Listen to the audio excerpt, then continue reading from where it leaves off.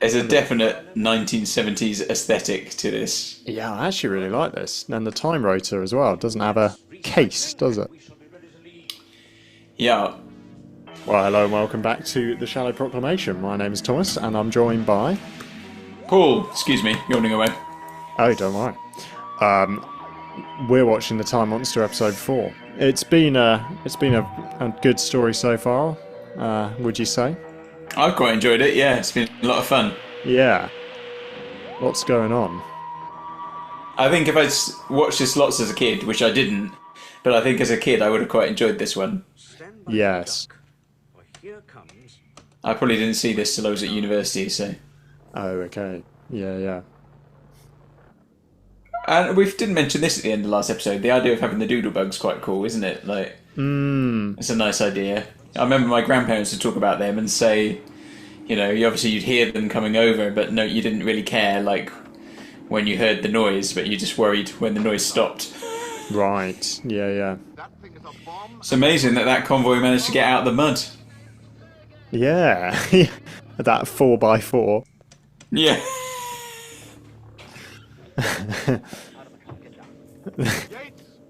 They've never had to deal with mud before. I mean, Land Rovers are notoriously dodgy off-road. Yeah. So I was kind of trying to come up with this story, and I was like, I tell you what will really thwart the Land Rover. A muddy field. I mean, a muddy field would have at least been better than just a grass verge. Like, oh, the TARDIS is properly... there's a definite 1970s aesthetic to this. Yeah, I actually really like this. And the time rotor as well. It doesn't have a case, does it? Yeah. That was kind of a vibe, though. I could get on board with that. Yeah, I mean, I'm not completely against it, to be honest. I think it has its, certainly has its qualities. Yeah. I think it's the shininess of some of those roundels as well that's quite nice. Yeah. So, obviously, we've got a little TARDIS redesign here, as we've, kind of picked up on. Obviously, the Master's TARDIS is just the same one with a slight change. Yes. The bad news I have for you, Thomas, is this is literally the only story it ever appears in. Oh. Because That's a shame. Barry Letts, the producer, hated it, apparently. So Really? they just got rid of it. Didn't like it. Interesting. I mean, yeah. What do you think of that wall? I don't mind it. I mean, it's very much of its time, isn't it? I do think the roundels remind... I tell you what they really remind me of is actually, those IKEA uplighters? Like, it's just like the tops of loads of those stuck on the wall. Yeah. Maybe but it is. Yeah. But I don't know. I mean, I'm kind of... I don't know. I kind of like it to some extent. Yes. I think because it has a very... It doesn't have such a flat, monotone feel, because I think because it's shiny, it's reflective in a way the previous ones weren't. Yes. It's not quite such a matte finish. I quite like that, but it's nice that the Master's TARDIS had that different time rotor, as you say, like not only without the casing, but it was actually a different centre as well. Yeah. So it's good to see that kind of effort being put in. Yeah, I like the fact that there are some subtle differences. One thing that I do think is a shame about the TARDIS here, I think as you leave the Hartnell and Troughton era, there's much less inside the TARDIS. Like when you see the room here, it's just the console and almost nothing else really at this point. Yeah. Which is a shame. That's quite funny. That's nice though, having doorways through somewhere else. They've sort of become intertwined. There was a comic relief, was it a comic relief or Children in Need special that was a bit like this? Where the TARDIS materialised into itself. It was a Matt Smith one. Do you remember that? Oh, I don't know, I can't remember now. I think it was a Moffat, thing. It was quite clever. It was like you walk out, yeah, the TARDIS materialised into its own room, and then they went out of the front door and then just came out back into the console area and kept doing it. Well, I quite like this idea that like they're both inside each other's TARDIS at the same time. Yeah, that's kind a of really cool. interesting idea. Yeah, that kind of blows your mind to try and think about it, doesn't it? What that means. It's like you go out of one and come into the other. And it's like an infinite sort of regression all the way through. Like, yes. Bertha, the other one is here. that's a great door. Do you see the way the door closed? Yes. It was almost like on awesome. like a runner, wasn't it? Like on runners somehow, and then popped in, slid across and into the gap. Yes. That was nice. I really like that. Really like that. That was great action. Definitely, that must be an IKEA feature. Yes. The Master's just on the wall. I'm sorry about your coccyx too, Miss Grant. How very sociable of you both to drop in. Say a quick prayer and duck. But what about me? You just stand there and look pretty. Right, Stu, are you happy? Ecstatic. Okay, then let's have a stab at it. Interstitial activity, nil. Molecular structure stable, increasing power. 25, 30, 35, 40. How's the time, Wedge? Steady on 004. Right, isolate matrix scanner. Check. 45, 50. Interstitial activity. Shooting up. 55, 60, 65, 70. Oh, it's moving away again, decreasing power. 65, 60, 55, 50, 45, 40, 35. Right, that should be enough. I think the level should be okay now. Quite okay, I'd say. Right, now, let's have a look at it. It's made no difference. They're still stuck. There we were, the skin of a gnat's whisker from the Big Bang, and Nothing happened at all. nothing.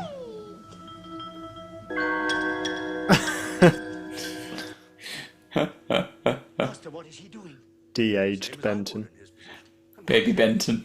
Wait and see. Baby Benton. Wait and see. And what are you going to do, Master? There was a bit in Avengers Endgame, wasn't there, where they sent Ant-Man. Testing, testing. They tried to get the time travel working and they made him really old and then a baby. Be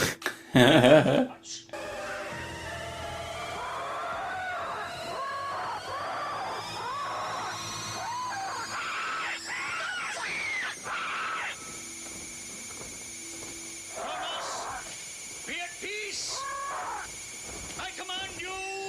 Be at peace! The work is nearly done. For now. That would have been I thought that was a cliffhanger moment. I really thought that was going to be the cliffhanger. I think I did read somewhere that, oh yeah, episode 4 was under length.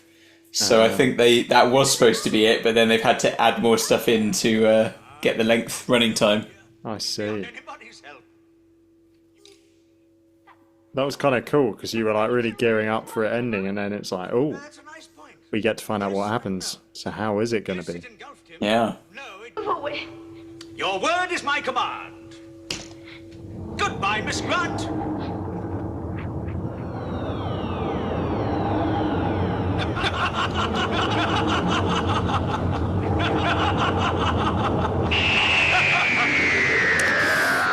Wow. Well, I mean, it's a pretty hefty ending to have the Doctor thrown into the vortex, into an eternity in nothingness, and then also Joe as well, kind of left, jettisoned out. Yeah, goodness. And the Master properly menacing at the end there, wasn't he? And some nice other moments playing with the time, the Brigadier and the others frozen, and Benton being turned into a baby. Yeah, there's some really nice bits in there, isn't there? I do like the idea of them being sort of stuck, because actually you get that sense, don't you, with with black holes, isn't it? They say the closer you get to a black hole, like you'd never see someone enter a black hole because it would eventually look like they're just frozen because of the difference in the way you would be perceiving time. So it's kind of nice that they've got things like that, that to the Brigadier, when the Doctor brought him back, the Brigadier was like, he hadn't noticed, had he, any difference? Yeah. And things like that. But actually a little bit of a, I mean, it is a nice touch baby Benton. But a little bit of, a bit of a tragic story actually. That little baby who played Benton actually died before he was 1. Oh goodness. So he actually, I think he was like sudden infant death syndrome. Like when you have that unexplained sort of cot death type thing. Gosh. And so he's actually, in the whole history of the show, he's actually the youngest, like the shortest lived person to ever be on Doctor Who, because he's, lived for less than a year. So tragic to think really that, within months of this being filmed, he wouldn't be there anymore, which is very sad. But how sad. Yeah, gosh. Yeah, very one of those things really, just tragic I suppose, but what can you do? But I mean, in terms of the rest of the story, I mean, we were saying that coming into episode 4 after you've had a three parts of a 6-parter, you never quite know what it's going to do. And a lot of that was kind of focused within the set in the TARDIS, wasn't it? There's quite a lengthy chunk of it there. And I think that works quite well, having an episode like that where it's largely set there or between the Doctor's TARDIS and the Master's TARDIS. And obviously I do quite like I do like some of the redesign elements there, particularly the differences, like we said, between the two TARDISes. So they are obviously the same set, really, but they've tweaked it enough to show you a few differences at least. And I really like as I said, just the way that the door closed in the Master's TARDIS as he comes in was really nicely done. And the Doctor and the Master's Zoom call was quite funny. Yeah. So there's lots of nice stuff like that, and the idea of both TARDISes being inside each other at the same time. Yeah, it's doing a lot, isn't it? That episode did a lot of new concepts. Yeah, so there's very sort of wibbly wobbly, timey wimey things going on there. Yeah. So yeah, I think it's definitely having, breaking a lot of new ground with things there, isn't it? Because the show doesn't do a lot of time-based stuff at this stage. Day of the Daleks was obviously not long ago, and that was time-based. But this is the idea of, sort of playing with time and things like that is being used here. So yeah, I'm quite enjoying it. Yeah. Haven't hit the. And I mean, the good thing is, but I reckon if you've got to part 4 and you're enjoying it, only part 5 can go wrong, really.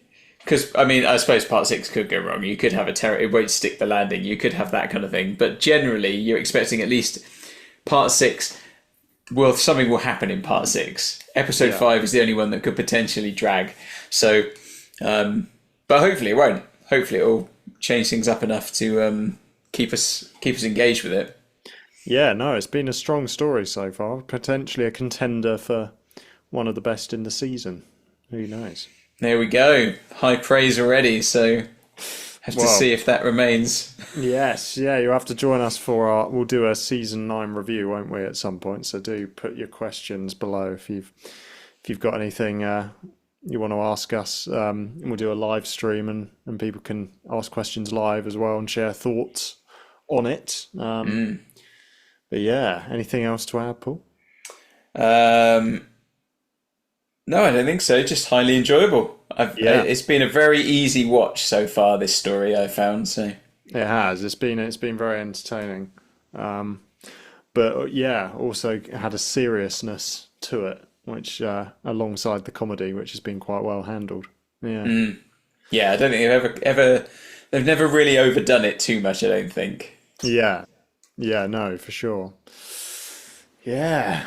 Yeah, and do join our Discord to continue these conversations, and Patreon. We've got the full commentary track, so you can have us in your ears as you're watching the full episode, if you want. That's your ears.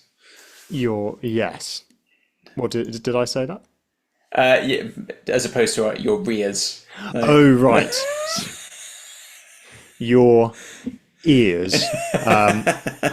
Your years. But yes, no, thanks for watching, everyone. Goodbye. Take care. Bye-bye.